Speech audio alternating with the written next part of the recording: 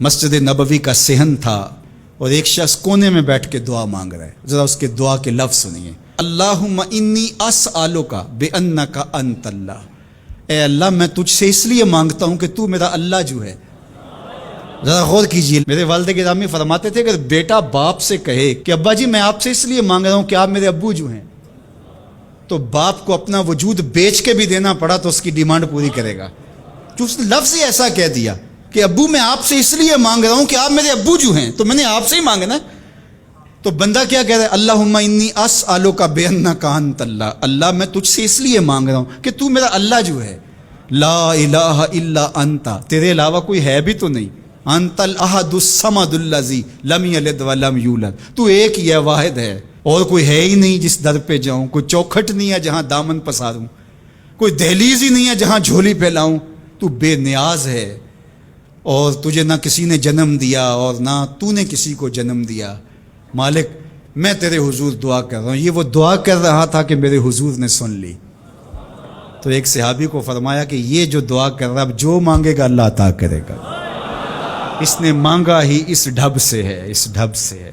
ایک دعا اور سن لیجئے جو سیدنا علی المرتضیٰ رضی اللہ تعالی عنہ رب سے مانگتے ہیں. اللہ اکبر. مجھے تو آج سارا دن اس دعا نے نحال کیے رکھا. یہ دعا مانگتے ہیں تو عجیب کیفیت ہوتی ہے. یا سریع الرضا اغفر لمن لا یملک الا الدعاء. اے جلدی راضی ہو جانے والے، چھیتی مان جانے والے، اغفر لمن لا یملک الا الدعاء. اسے معاف کر دے جس کے پاس دعا کے علاوہ سہارا ہی کوئی نہیں، جس کے پاس دعا کے علاوہ کچھ ہے ہی نہیں جو پیش کر سکے. التجا ہی کر سکتا ہے، ترلا ہی کر سکتا ہے، منت ہی کر سکتا ہے. منتوں اور ترلوں کے علاوہ جس کے پاس کچھ نہیں ہے، اے جلدی مان جانے والے اس کی مغفرت کر دے، اس کو بخش دے. اللہ اکبر. تو وہ کریم ہے، وہ کہتا ہے میرے در پہ آؤ تو صحیح، کوئی جھولی پھیلاؤ تو صحیح. ہم تو مائل بکرم ہیں، کوئی سائل ہی نہیں. راہ دکھلائیں کسے رہ رو منزل ہی نہیں. کوئی آئے تو صحیح، جھولی پھیلائے تو صحیح، کوئی طلب تو کرے.